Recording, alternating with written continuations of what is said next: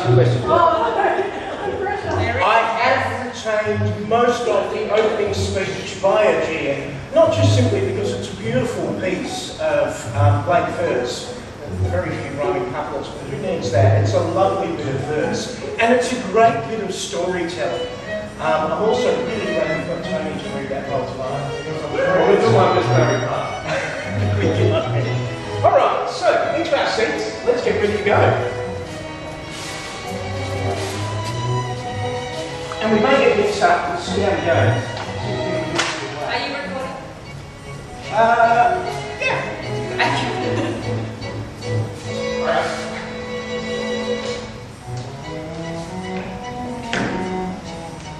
Scene 1, a hall in Duke Silenus' house.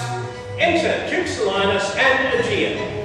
Proceed, Silenus, to procure my fall, and by the doom of death end woes and all.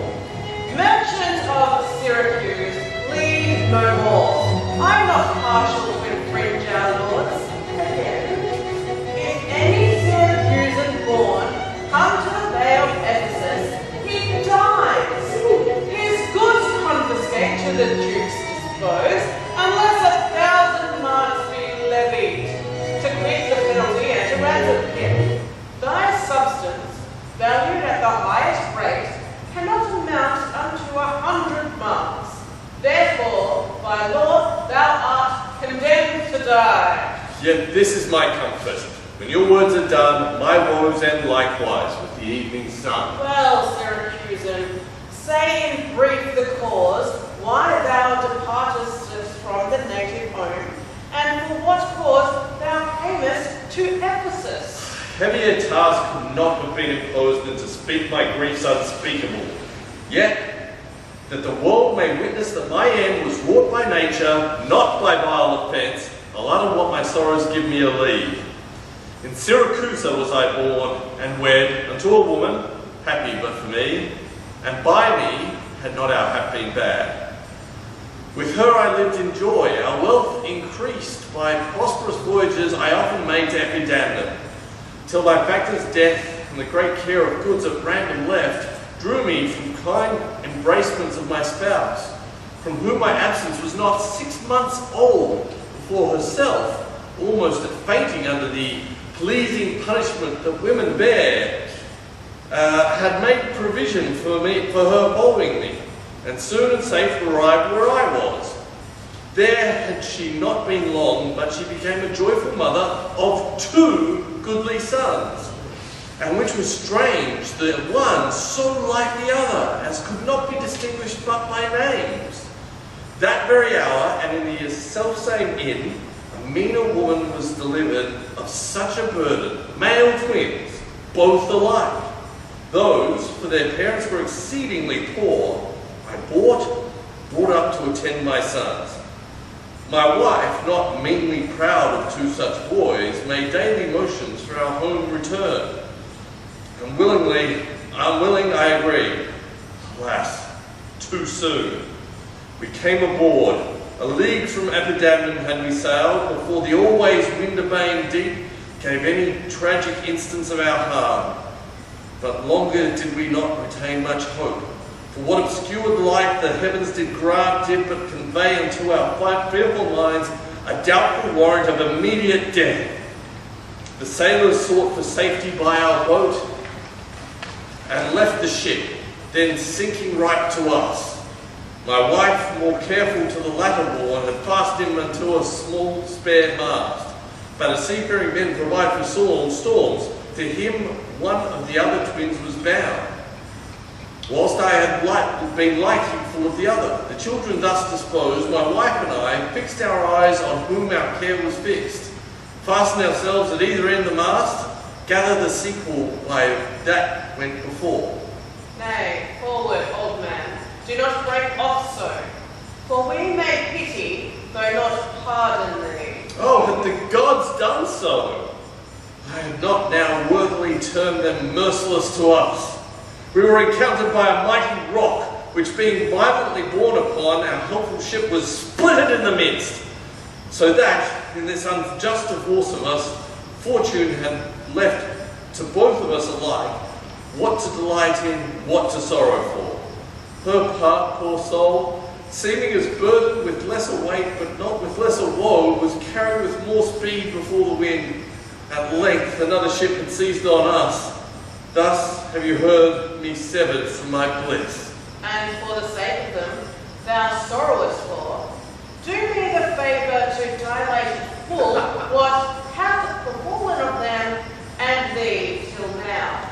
My youngest boy, and yet my eldest care, at 18 years became inquisitive after his brother, and importuned me that his attendant, so his case was like, reft of his brother, but retained his name, might bear him company in the quest of him, whom whilst I laboured of a love to see, I hazarded the loss of whom I loved. 5 summers have I spent in furthest Greece, roaming clean through the bounds of Asia, and coasting homeward, came to Ephesus. Hopeless to find, yet loath to leave unsought, or that, or any place that harbours men, but here must end the story of my life. And happy were I in my timely death, but all my travels warrant me they live. Hapless Aegean, whom the fates have marked to bear the extremity of dire mishap. Now, trust me, were it not against our laws, my soul would sue as advocate for thee. Yet, I will favour thee in what I can. Therefore, merchant, I'll limit thee this day to seek thy life by beneficial help. Try all the friends thou hast in Ephesus, beg them, or borrow, to make up the sum and to live. If no, then thou art doomed to die. Jailer, take him into thy custody. Hopeless and helpless doth the Aegean wend, but to procrastinate his lifeless end.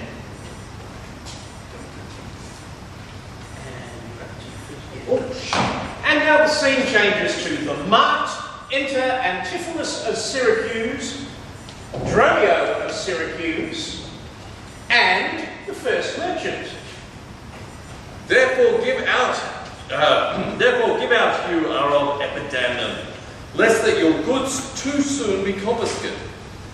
This very day a Syracusan merchant is apprehended for arrival here, and not being able to buy out his life, according to the statute of the town, dies ere the wary sun set in the west. There is your money there that I had to keep.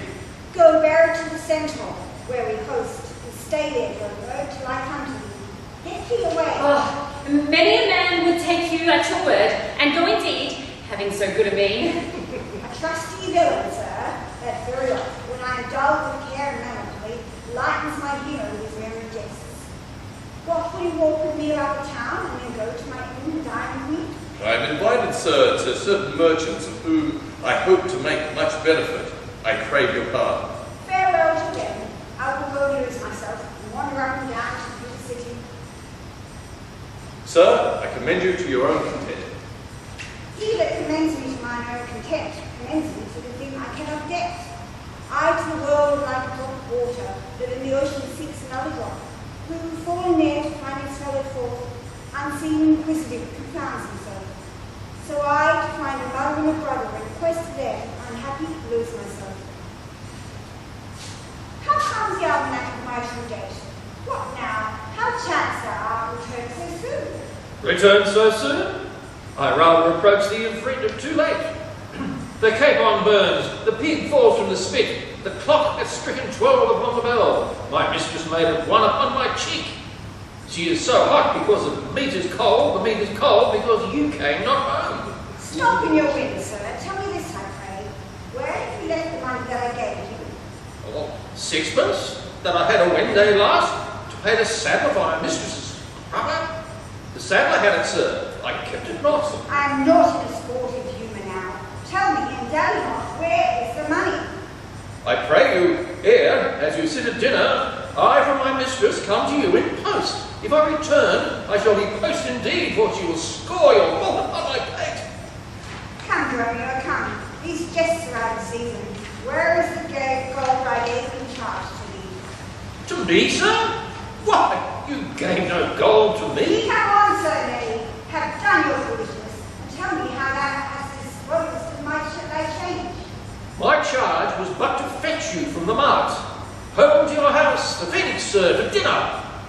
mistress and her sister stays for you. Where is the 1,000 marks thou hast of me? I have some marks of yours upon my pate, some of my mistress's marks upon my shoulders, but not 1,000 marks between you both. Mistress marks? What mistress, slave, hast thou? Your worship's wife, my mistress of the Phoenix. She doth fast until you come home to dinner. What? Wilt thou laugh me thus into my face? The infidel, they take you that surname. What mean you, sir? For God's sake, hold your hands. Nay, you will not, sir. I'll take my heels. Upon my life, by some device or other, the villain is overwrought all my money. Out in the centre to go seek this slave. I greatly fear my money is not safe. Act 2, Scene 1, the house of Antipholus of Ephesus. Enter Adriana and Luciana. Neither my husband nor the slave returned, that in such haste I sent to seek his master. Sure, Luciana, it is 2 o'clock. Or perhaps some merchant hath invited them, and from the mart he's somewhere gone to dinner. Good sister, let us dine and never fret. A man is master of his liberty. Why should their liberty then ours be more? Because their business still lies out a door. This servitude makes you to keep unwed. Not this. The troubles of the marriage bed. Ere I learn love, I'll practice to obey. How if your husband starts some other way? Or till he come home again, I will forbear. Patience unmoved, no marvel thou should pause. They can be meek that have no other cause. Say, is your tardy master now at hand? Nay, he had 2 hands with me, and that my 2 ears can witness. Say, didst thou speak with him? Knowest thou his mind? Aye, he told his mind upon my ear. But spake he so doubtfully, thou couldst not feel his meaning? Nay, he struck so plainly, I could too well feel his blows. Say, I prithee, is he coming home? It seems he hath great care to please his wife. Why, mistress, sure he is stark mad. When I desired him to come home to dinner, it asked me for 1,000 marks in gold. To dinner time, quoth I, my gold, quoth he. Your meat doth burn, quoth I. My gold, quoth he. Will you come home, quoth I. My gold, quoth he. Where is the 1,000 marks I gave thee, villain? The pig, quoth, is burnt. My gold, quoth he. My mistress, sir, quoth I. Hang up thy mistress. I know not thy mistress. Out on thy mistress. Quoth who? Quoth my master. I know, quoth he. No house, no wife, no mistress. Go back again, thou slave, and fetch him home. Go back again, and be you beaten home? For God's sake, send her some other messenger. Back, slave, I will break thy paid cross. And he will bless that cross with other beatings. Between you and I shall have a holy head. Prating peasant, fetch thy master home. Am I so round with you as you with me, that like a football you do spurn me thus? You spurn me hence, and he will spurn me hither. If I lay it in the service, you must case me in leather. Fie, how impatience loureth in your face. His company must do his minions grace, whilst I at home starve for a merry look. Sister, you know you promised me a chain. Would that alone he would detain, so he would keep fair quarter with his bed.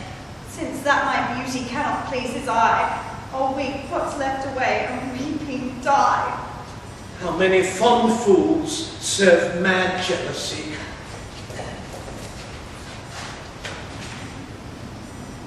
The gold I gave to Dromio is laid up, sacred centaur, and the heedful slave is wandered forth in care to seek me out.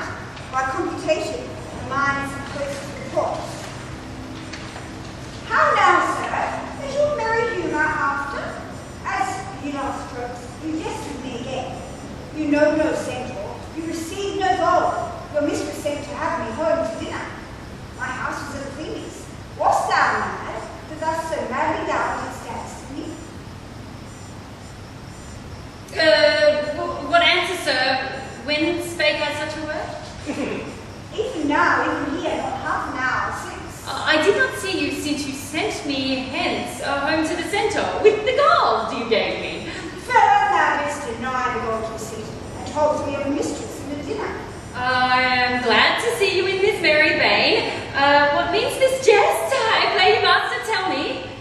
Thinkst thou I jest? Hold, take thou that, and that, and that.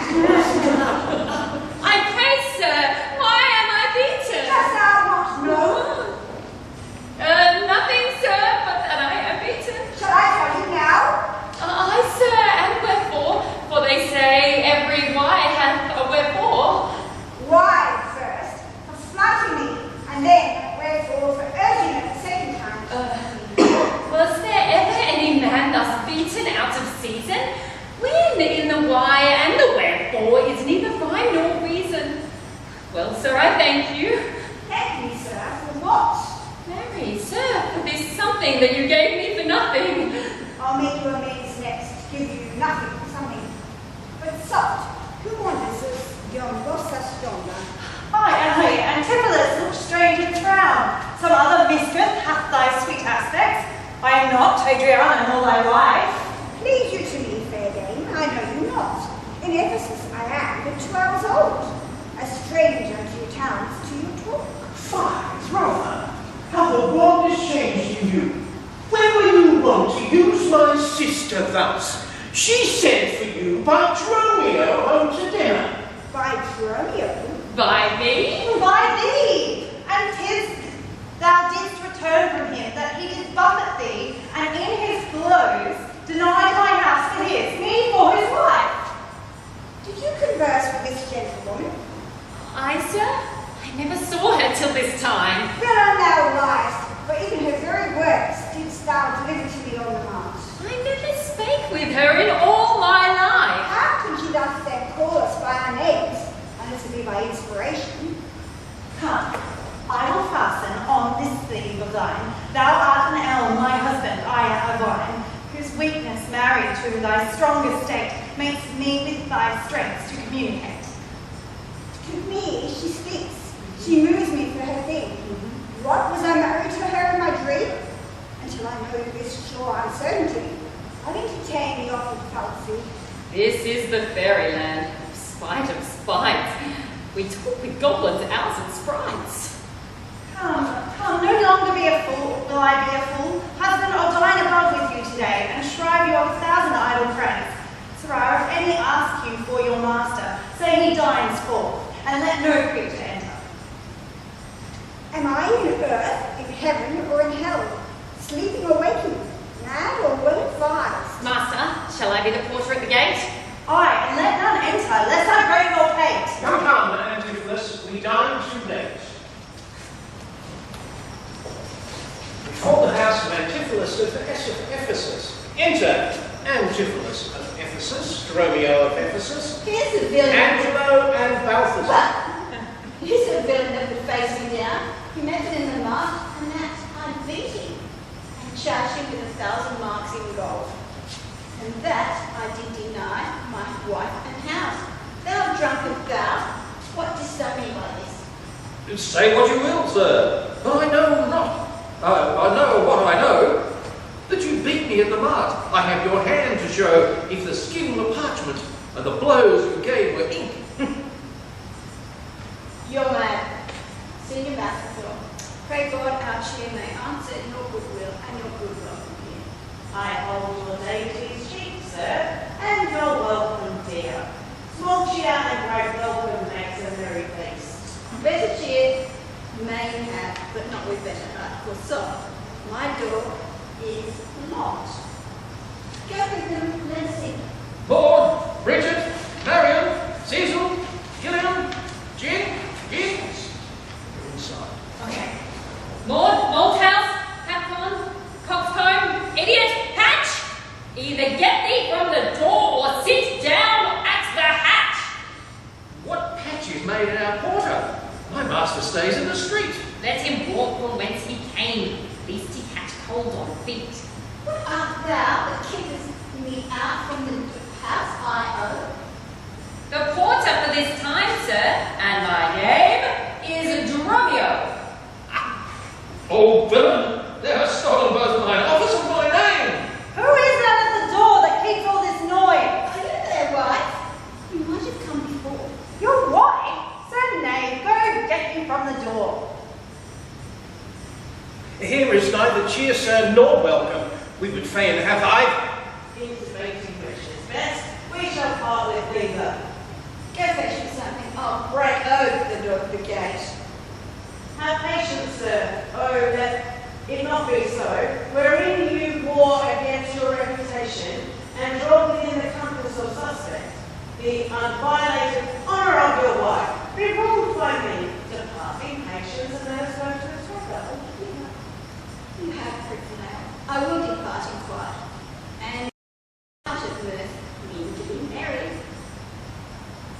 Get you home and fetch the chain. What is I know to the man? Bring it, I pray, to the appointed time. But for there's a house, the chain I could bestow, fear for nothing but to spite my wife on my mind. Hostess there. Good sir, make haste. I'll meet you at that place some hour hence. Do so. This jest shall cost me some expense. Same scene, enter Luciana and Antipholus of Syracuse. And may it be that you have quite forgot a husband's office? Shut Antipholus, even in the spring of love, thy love springs rot.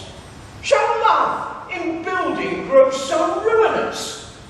If you did wed my sister for her wealth, then for her wealth's sake use her with more kindness. Then, gentle brother, get you in again. Comfort my sister, cheer her, call her wife. 'Tis holy sport to be a little vain when the sweet breath of flattery conquers strife. Sweet mistress, what your name is else I know not, nor by what wonder you do wish mine. Are you a god? Would you create me new? Transform me then into your power or yield. But if that am I, then well I know your witty sister is no wife of mine, nor to her bed nor homage do I owe. Far more to you do I return. Are you mad that you do reason so? Why call you me love? Call my sister so. Thy sister's sister. That's my sister. No, it is thyself, mine own self, best part. Mine eye is clear eye, my dear heart's dearer heart, my food, my fortune, and my sweet home's aim, my soul earth's heaven, and my heaven's claim. All this my sister is, or else should be. Call thyself sister sweet, for I am thee. Give me thy hand. Oh, soft air. Hold you still. I'll fetch my sister to get her goodwill.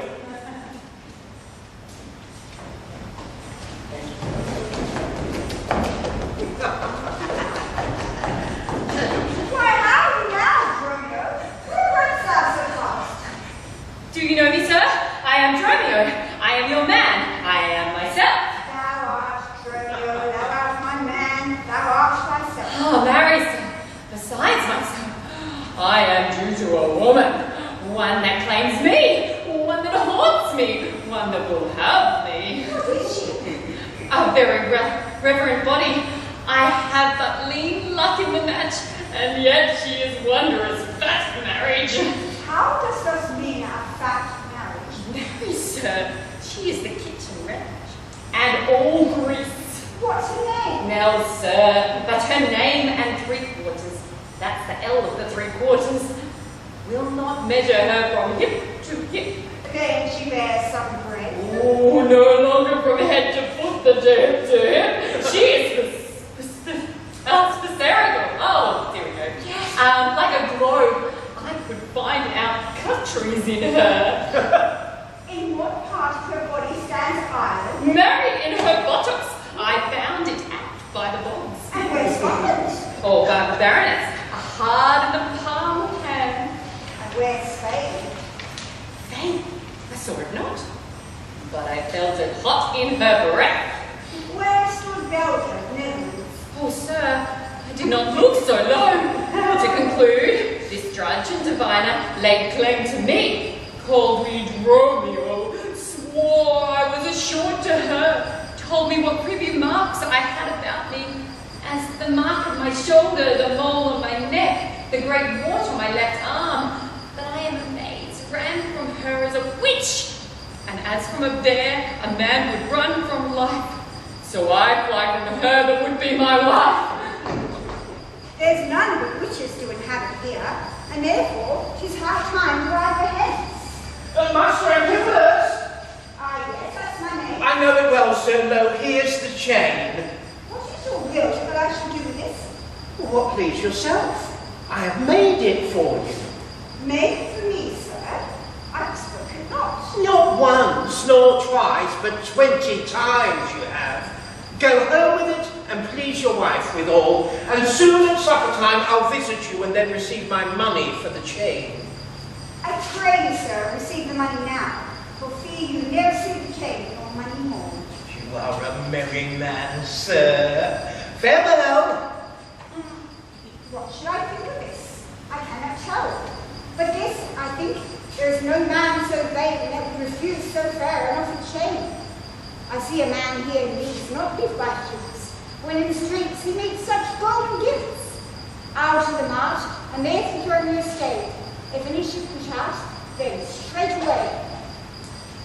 Act 4. Already. Public place. Into the second merchant, Angelo, and an officer. You know since Pentecost the summer's due, and since I've not much importuned you, nor now I've not, but that I'm bound to Persia and want guilders for my voyage. Therefore, make present satisfaction, or I'll attach you by this officer. Even just that sum that I do owe to you is given to me by Antipholus. And in the instant that I met you, he had of me a chain. At 5 o'clock I can receive the money for the same. That labour may you say, see where he comes. Oh! Well, I go to the goldsmith's house, go thou, buy thou a rope and bring it home to me. I buy £1,000 a year. I buy a rope. A man is well helped up that trusts to you. I promised your presents and the chain, but neither chain nor goldsmith came to me. Saving your merry humour, here's the note how much your chain weighs to the utmost carat, which doth amount to 3 odd ducats more than I stand indebted to this gentleman. I pray you see him presently discharged, for he is bound to see and stays but for it. I am not furnished with the present money. Would Signor take the stranger to my house, and will you take the chain and bid my wife disperse the sum of the sick people? Then you will bring the chain to her yourself. No, bear it with you, lest I come not time enough. Well, sir, I will have you the chain about you. And if I have not, sir, I hope you have, or else you may return without your money. The hour steals on. I pray you, sir, dispatch. My business cannot put this dalliance. Good sir, say where you'll answer me or no. If not, I'll leave him to the officer. I answer you. What shall I answer you? The money that you owe me for the chain. You know I gave it you half an hour since. You gave me none. You wrong me much to say so. Well, officer, arrest him at my suit. I do arrest him, sir. You hear the suit. I do obey thee till I give thee bail. So, sir, I will have law in Ephesus to your notorious shame. I doubt it not. Master, there's a bark of epidermis, but stays, until her owner comes aboard. The ship is in her trim. The merry wind blows fair from land. They say not at all, but for their owner, master, and yourself. A madman! Why, thou peevish sheep, what ship of epidemic stays for me? The ship you sent me to Ohio Wharf. A drunken slave, I sent you for a rope. You sent me to the bay, sir, for a I bath. will debate this matter at more leisure, and teach your ears to listen with more heed. To Ariana, villain, high be straight. Give her this key, and tell her, in the desk, there's a purse of ducats. Let her send it, and that shall bail me. Hie thee, slave, and be gone. To Adriana, that is where we dine, where Dorsal did claim me for her husband. She is too big, I hope, for me to compass. Thither I must, although against my will. The servants must their master's minds fulfill. The house of Antipholus, enter Adriana and Luciana. Oh, Luciana, did you tempt me so? First he denied you had him in no right, then swore he that he was a stranger here. Then I pleaded for you. And what said he? That love I begged for you, he begged with me. With what persuasion did he tempt my Oh, love? with words that in an honest suit might move. First he did praise my beauty, then my speech. Did speak him fair? Oh, have patience, I beseech you. I cannot, nor I will not. Hold me still, my tongue, though not my heart, shall have his will. Who will be jealous then of such a one? No evil lost is wailed when it is gone. But I think him better than I say. My heart prays for him, though my tongue do curse. Here, go, the desk, the purse. Sweet, now make haste. How hast thou lost thy breath? By running fast? Where is thy master, Dromio? Is he well? No, he is in Cesar limbo, worse than hell. Why, madam? What is the matter? I know not whose suit he is arrested well. Will you send him, mistress, redemption, the money in his desk? Perfect, sister. This I wonder at, that he, unknown to me, should be in debt. Tell me, was he arrested on a band? Not on a band, but on a stronger thing. A chain! A chain! Go, Dromio, there's the money. Bear it straight and bring my master home immediately. Place. There's not a man I meet that doth salute me, as if I were their well-acquainted friend. And everyone doth call me by my name. Some tender money to me, some invite me, some other give me thanks for kindness, some offer me commodities to buy. Even now a tailor called me into his shop and showed me silks that he bought for me. And there what withal took measure of my body. Sure these are but imaginary wiles, and like one sorceress inhabit here. Master! Here is the gold you sent me for. What gold is this? I understand thee not. Why, sir, I brought you word an hour since the Wabark expedition you put forth tonight, and then you were hindered by the sergeant to tarry for the Roy delay. Here are the angels that you sent me for to deliver you. This fellow is distraught, and so am I, and here we wander in illusions. Some blessed power deliver us from heaven.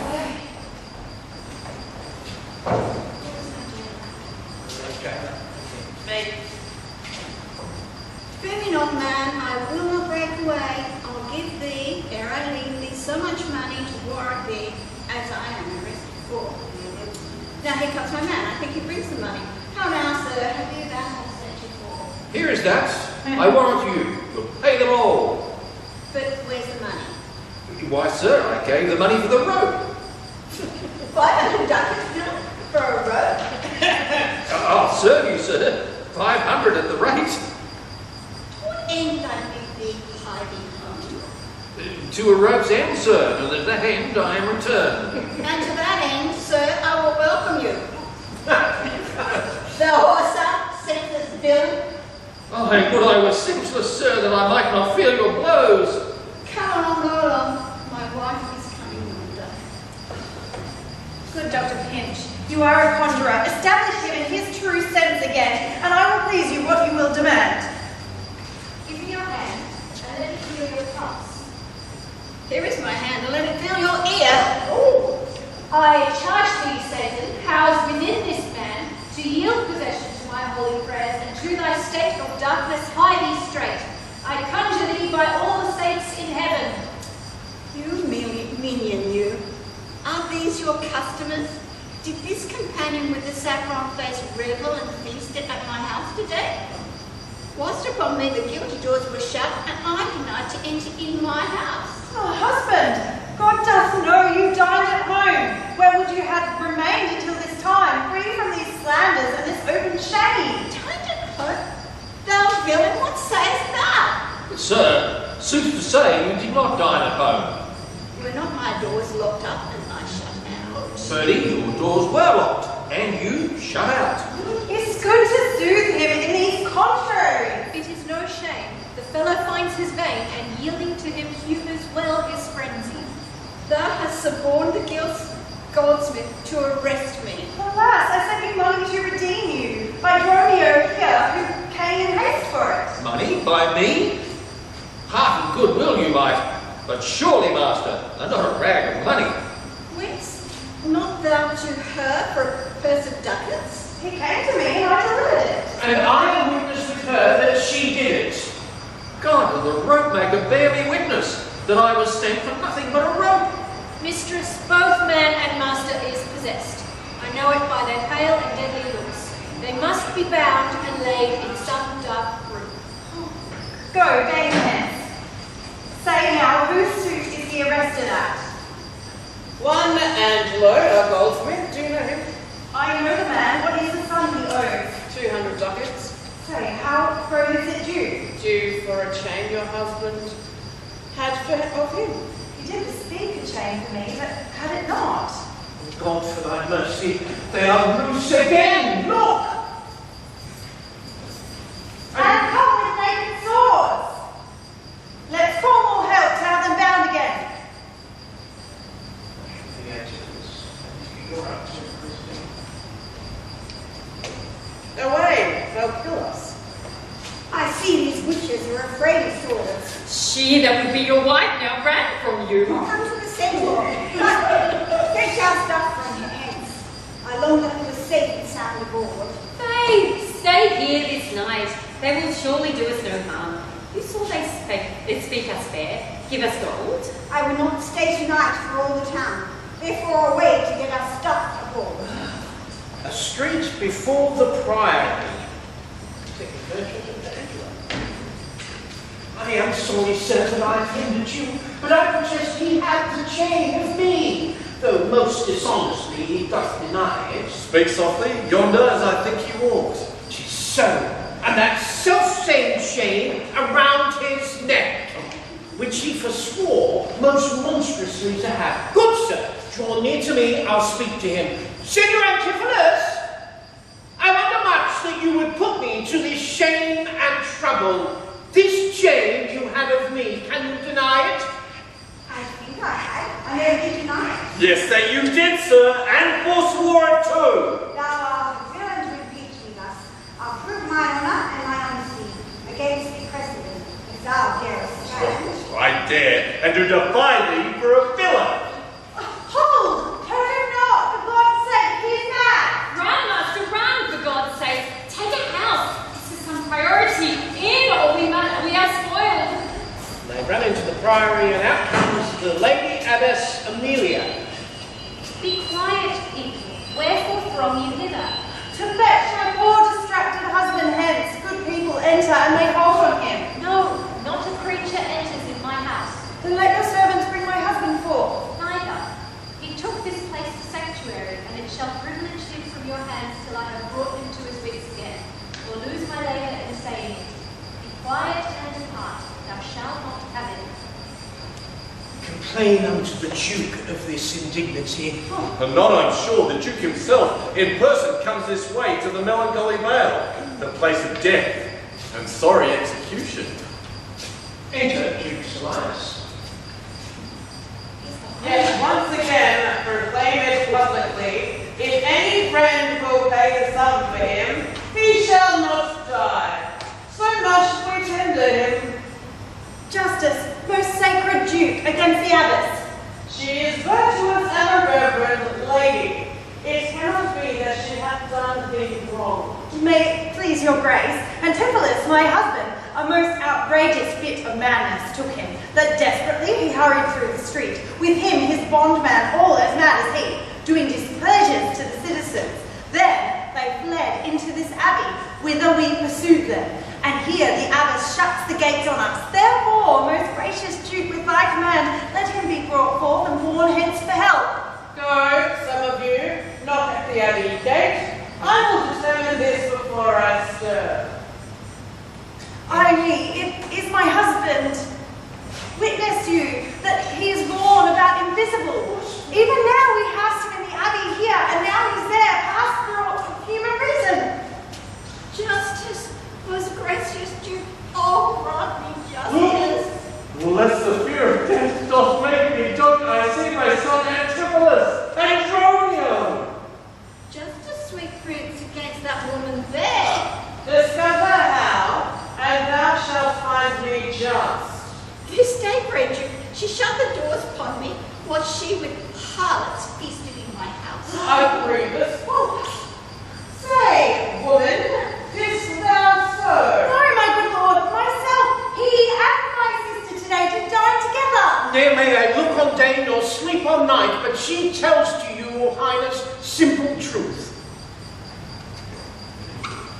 Oh, and me again. Oh, perjured woman, they're both forsworn. In this the madman justly chargeth them. This woman locked me out this day from dinner. That goldsmith there, were he not packed with her, could witness it, for he was with me then, who parted with me to go fetch a chain, promising to bring it to the Porpentine. Dinner done, and he not coming thither. I went to seek him. In the street I met him. There did this perjured goldsmith swear me down that I this day had received the chain, which God he knows I saw not, for the which he did arrest me with an officer. I did obey and sent my peasant home for certain ducats. He with none returned. Then I fairly bespoke the officer to go in person with me to my house. By the way we met, my wife and sister, and a rabble more of confederates. Along with them, they brought one Pinch, a hungry, lean-faced villain, a mere anatomy, a multi-leg, a threadbare juggler, and a fortune teller, a needy, hollow-eyed, sharp-looking wretch, a dead-looking man, this pernicious slave. Forsooth, I took him as a conjurer, and gazing in my eyes, feeling my pulse, and with no face as it were outfacing me, cries out, I was possessed. Then altogether they fell upon me, bound me, bore me thence, and in a dark and dangerous vault at home, they left me and my man, both bound together, till, gnawing with my teeth, my bonds asunder. I gained my freedom, and immediately ran hither to your grace, whom I beseech to give me ample satisfaction for these deep shames and great indignities. My lord, in truth, thus far I witness with him that he dined not at home, but was locked out. But had we such a shame of the owner? Oh, he had, my lord. And when he ran in here, these people saw the chain about his neck. I never came within these abbey walls. I never saw the chain, so help me heaven. And this is false you burden me withal. Why, this is strange. Go call the abbess hither. I think you are all mated or stark mad. Most likely to vouchsafe me speak a word. Haply I see a friend who will save my life, and pay the sum that may deliver me. Speak freely, Syracusan, what thou wilt. Is not your name, sir, called Antipholus? And is not that your bondman, Dromio? Oh, why look you strange on me? You know me well. I've never seen you in my life till now. Oh, grief have changed me since you saw me last. But tell me yet, dost thou know my voice? Neither. Dromio, nor thou? No, trust me, sir, not I. I am sure thou dost. Not know my voice. Oh, time's extremity. Hast thou so cracked and splitted my poor tongue in 7 short years that here my only son knows not my feeble key of untuned cares? Tell me thou art my son Antipholus. I never saw my father in my life. But 7 years hence, in Syracuse, boy, thou no sweet-hearted. But, oh, perhaps, my son, thou shamest to acknowledge me in my misery.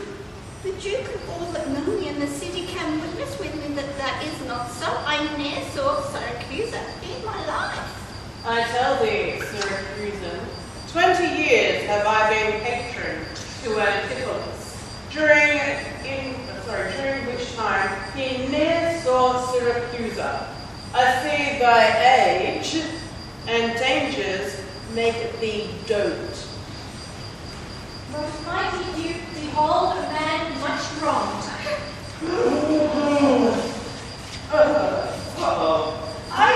I see two husbands, or my eyes deceive me.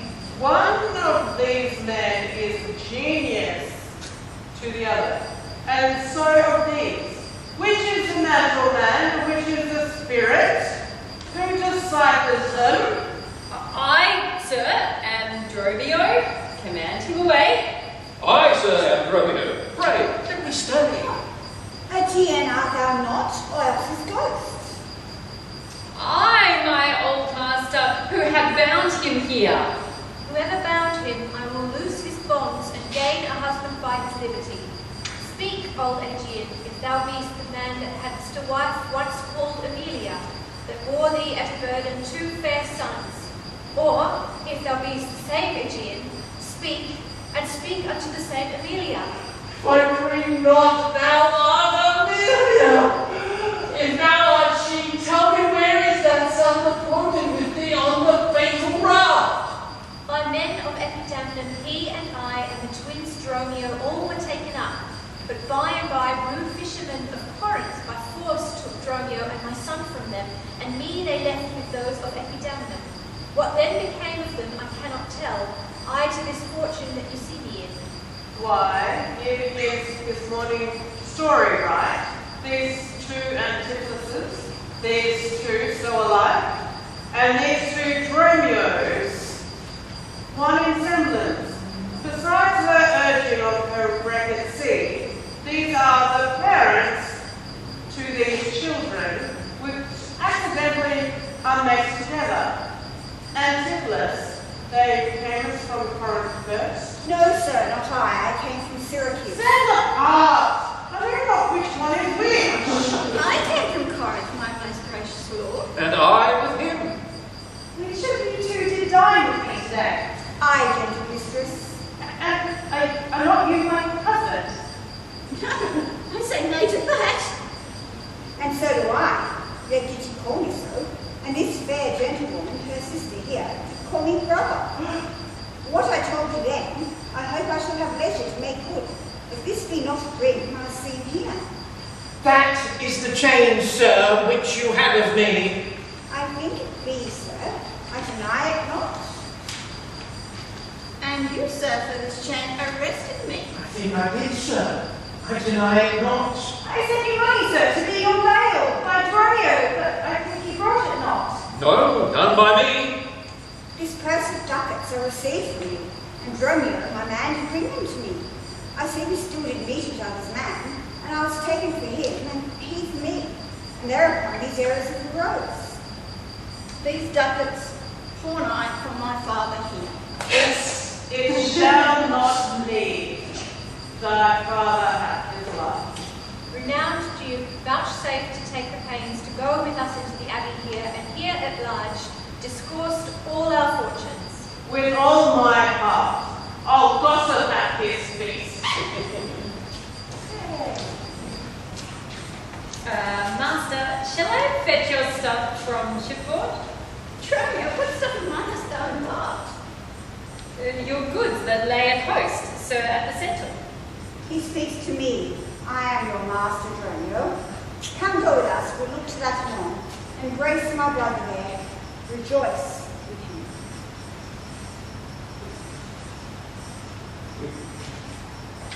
There's a fat friend at your master's house. The kitchen me for you today at dinner. She now shall be my sister, not my wife. Methinks you have my glass, and not my brother. I see by you I have a sweet-faced youth. Will you walk in to see their gossiping? Not I, sir. You are my elder. That's a question. How shall we try it? We'll draw cuts for the senior. Till then, lead thou first. Hey then, thus, we came into the world like brother and a brother, and now we go hand in hand, not one before the other.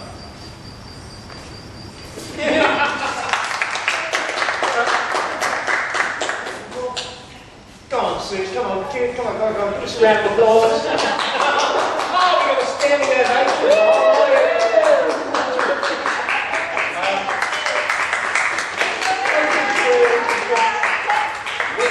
promise $10 each.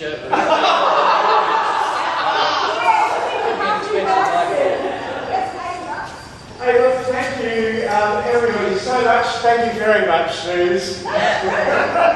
Hey, did you notice the time?